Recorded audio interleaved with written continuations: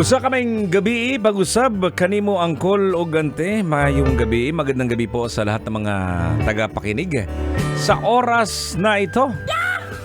At sana okay pa sa all right ang inyong mga mata. Wa pa mo gaduka-duka diya kay kung magduka-duka gani mo lusion man jud ako ninyong mga kigol. Siyempre nasa may panghuli na po tayo, panghuling oras. Kaya nga na-bring up po natin ngayon mga kabisyo ang hiwalayan dahil nga kahapon it's a very sad state no para sa mga fans po ng Katniel. Yun nga, after 11 years sila po'y naghiwalay and marami pong nagsabi na eto na yun, papunta na po sila sa altar in the coming years siguro. Marami pong nagsasabi na perfect, ideal yung couple na yun kasi hindi lang talaga pinapakita nila. Kumbaga sa likod ng tabing, sila pa rin. Kumbaga, maraming nag-aakala na this is it, the perfect na mga couple, celebrity couple, na in a few months time, siguro a few years time, makikita na natin sila na magkakaroon na ng proposal.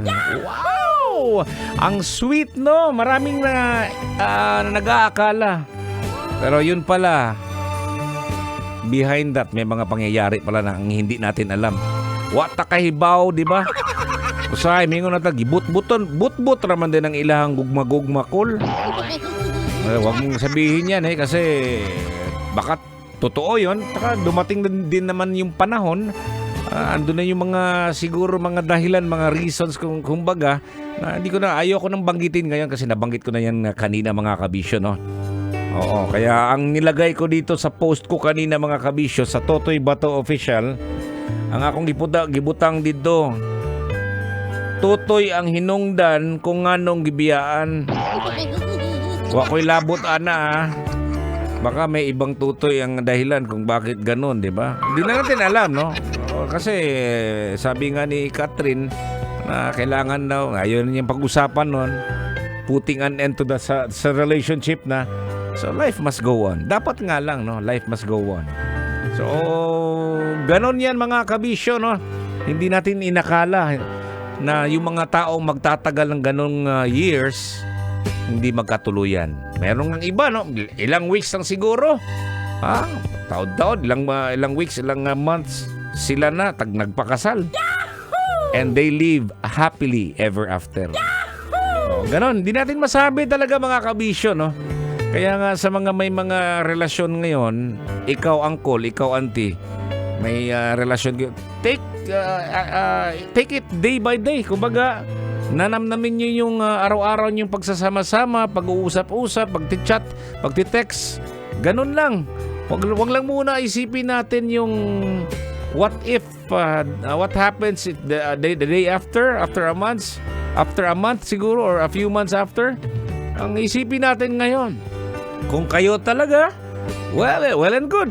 Kasi nasa inyo yan kasi may term sa Bisaya yan, magpaalos ba? Magpaalos, kumbaga magbibigay, ibigay mo na lang kung anong gusto ng kabila. Sige, okay na kasi it's in the name of love eh. Hindi naman po pwede pag ikaw ay pumasok sa isang relasyon, ikaw lagi yung masusunod. Hindi ganun ha.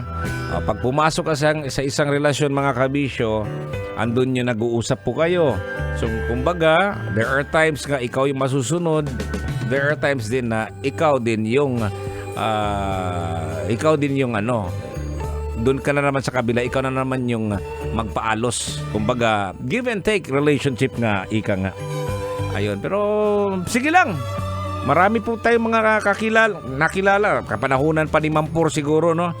Dati, Sharon Gabi, no? Romnick Cheryl, Jano Manilin, Rico, Claudine, Bobby Angelo. Meron pang Aldab, di ba? Meron pang Richard saka Don, di ba? Marami po mga nagkakarelasyon pero hindi naman nagkatuluyan in the end, no? So, sige lang. Meron pa nga isa, no? Idol ko doon, si Rostom Padilla, di ba? At saka si Carmina Villaruel. Ang dami, no? At kapanahunan po natin yan mga angkol nung nag-aaral pa po tayo. Dahil nga ina-idolize po natin sila, yung mag-partner na yan. Siguro nakabili ka rin ng sarili mong notebook, di ba? Andun yung dalawang mag-partners, mga celebrity couple. Oh, di ba? Oh, pagkatapos ng isang taon, meron pang konting natitira ng mga pages siguro. Hindi mo na itatapon yung cover.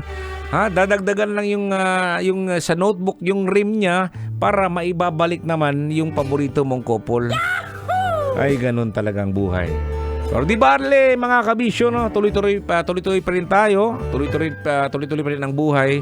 Kung anong meron ka ngayon, just be thankful enough. Salamat Lord na umabot kami ng ganitong weeks, ganitong months. Ayan po.